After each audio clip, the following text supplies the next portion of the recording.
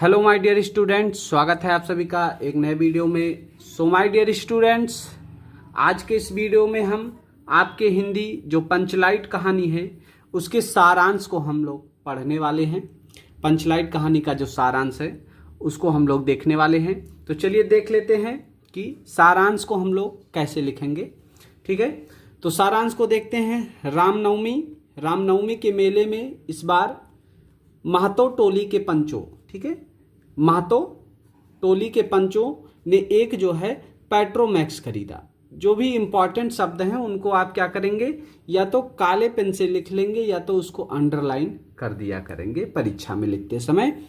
तो क्या हुआ, रामनवमी के मेले में इस बार जो महतो टोली के पंचों ने क्या खरीदा, एक पेट्रोमैक्स खरीदा। इस पेट्रोमैक्स को गांव वाले पंचलैट कहकर पुकारते थे। ठीक है, तो इस पेट्रोमैक्स को जो गांव वाले थे वो क्या कहकर पुकारते थे, वो पंचलैट कहकर पुकारते थे। ठीक है, तो अब पंचलैट जो था वो खरीदने, यहां पर खरीदने लिखा हुआ प्यारे बच्चों। खरीदने के बाद जो 10 रुपए बच गए थे, कितने रुपए, 10 रुपए बच गए थे, उनसे पूजा की जो है सामग्री भी खरीदी गई। ठीक है, क्या खरीदा गया, जो पंचलाइट खरीदा उन लोगों ने, तो खरीदने के बाद जो 10 रुपए बच गए थे उन 10 रुपए से उन्होंने क्या खरीद लिया, पूजा करने की सामग्री। जैसे कहा जाता ना कि कोई नई सामान, ठीक है, कोई नया सामान लेने से पहले उसका टिम करना पड़ता है, उसको पूजा पाठ करना पड़ता है। ठीक है भैया, समझ में आई। सबको जो पंचलाइट जो था देखने के लिए एकत्र किया गया। ठीक है, पंचलाइट जितने महतो टोली के जितने लोग थे सबको क्या किया गया, एकत्रित किया गया। क्या करने के लिए, उसको पंचलाइट को देखने के लिए एकत्रित किया गया।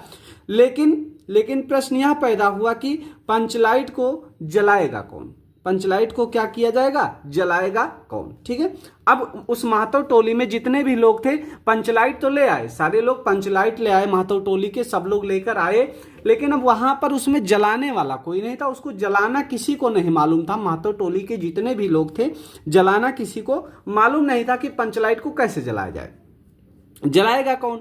तो खरीदने से पहले किसी के दिमाग में यह बात नहीं आई थी। ठीक है भैया, जो है महतो टोली के जितने भी लोग थे खरीदने से पहले जो है उनके दिमाग में ये बात ही नहीं आई थी कि अच्छा इसको जलाना भी पड़ेगा, इसको क्या करना पड़ेगा, जलाना भी पड़ेगा। किसी ने सोचा नहीं था पहले, किसी के दिमाग में यह बात ही नहीं आई थी कि यह क्या है, इसको जलाना है। तो यह निर्णय हुआ कि दूसरी पंचायत के आदमी की मदद से क्या किया जाए, पंचलाइट को नहीं जलाया जाएगा।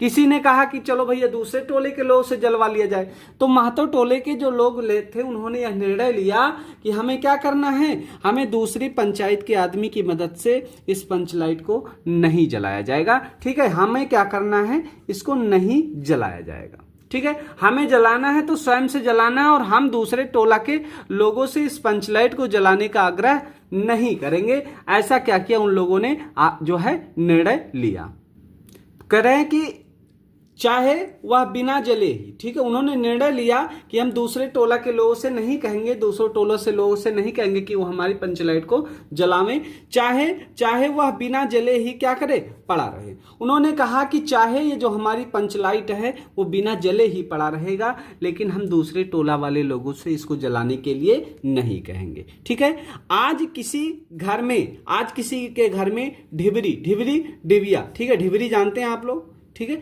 नहीं जलाई गई थी। किसी के घर में जो आज जो है ढिबरी नहीं जलाई गई थी पंचलाइट आने की खुशी में। जो पंचलाइट था, पंचलाइट के न जलने से पंचों के जो चेहरे थे बेटा वो उतर गए। अब सबके सब जो है उतरे चेहरे से बैठे हैं, क्योंकि पंचलाइट ले आया गया, अब उसको जलाएगा कौन, और जलाना किसी को आता नहीं था। तो यही कारण था ना कि सबके जो चेहरे थे वो उतर गए थे। राजपूत टोली के जो लोग थे उनका मजाक बना रहे थे, राजपूत टोली वाले जो है इनका मजाक बनाने लगे, लेकिन सबने क्या किया, सबने धैर्यपूर्वक उस मजाक को सहन कर लिया। भैया अब सब लोग क्या कर रहे हैं, उसका मजाक, तो मजाक जब वो मजाक बनने वाली चीज आप किए हो तो मजाक आपको सहना पड़ेगा। ठीक है, तो सब लोग क्या कर रहे थे, लेकिन सबने क्या किया, धैर्यपूर्वक उस मजाक को सहन किया। ठीक है, मजबूरी भी थी उनकी सहन करने की।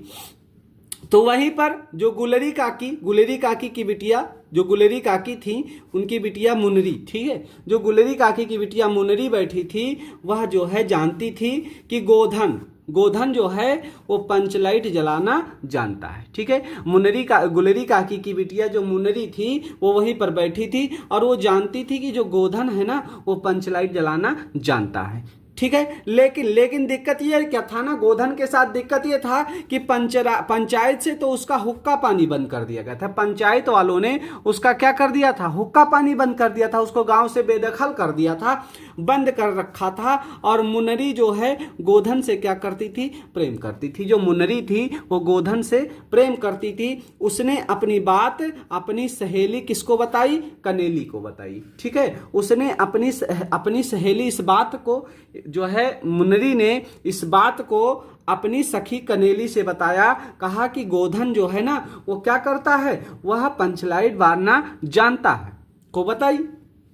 अब देखो कनेली ने यह सूचना सरदार तक पहुंचा दी कि गोधन क्या करता है, पंचलाइट जलाना जानता है। अब क्या कनेली ने यह जो है महतो टोले के जो सरदार थे उन तक ये बात पहुंचा दी कि जो है गोधन क्या है, पंचलाइट जलाना जानता है। सभी पंच सोच विचार में पड़ गए कि गोधन को बुलाया जाए अथवा नहीं बुलाया जाए। अब सबने सोचा कि एक तो हमने क्या कर रखा है, गोधन का जो है हमने हुक्का पानी बंद कर रखा है, अब क्या गोधन को बुलाया जाए या ना बुलाया जाए। सब लोग सोच में पड़ गए। तो कह रहा अंत में उसे बुलाने का निर्णय लिया गया और सबने निर्णय लिया कि अब क्या किया जाए, गोधन को बुला लिया जाए, ठीक है। तो बुलाने का निर्णय लिया गया। तो सरदार छड़ीदार से कहने से जो गोधन था ना, गोधन ने पंचलाइट में क्या किया, तेल भरा।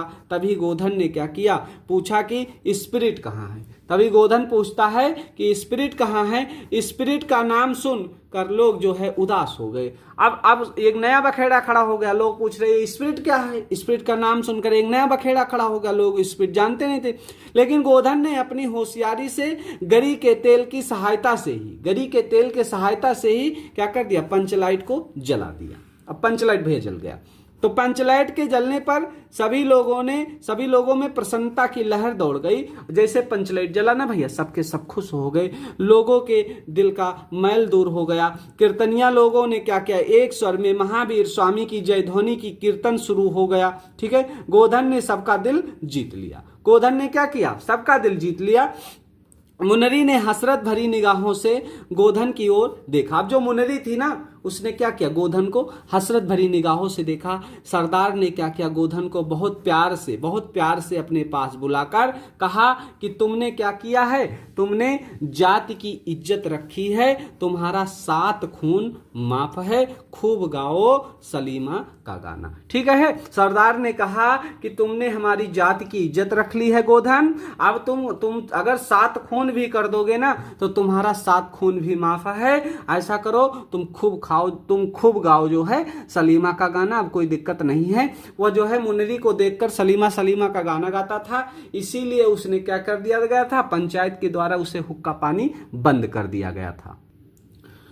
और अंत में जो गुलरी काकी थी ना, गुलरी काकी ने गोधन को रात के खाने पर निमंत्रित किया और गोधन ने एक बार फिर से मुनरी की ओर देखकर उससे दृष्टि मिलते ही वो लज्जा के कारण मुनरी की जो पलकें थी वो झुक गई। ये था आपका जो है पंचलाइट कहानी का सारांश। आशा करते हैं कि आपको वीडियो अच्छा लगा होगा।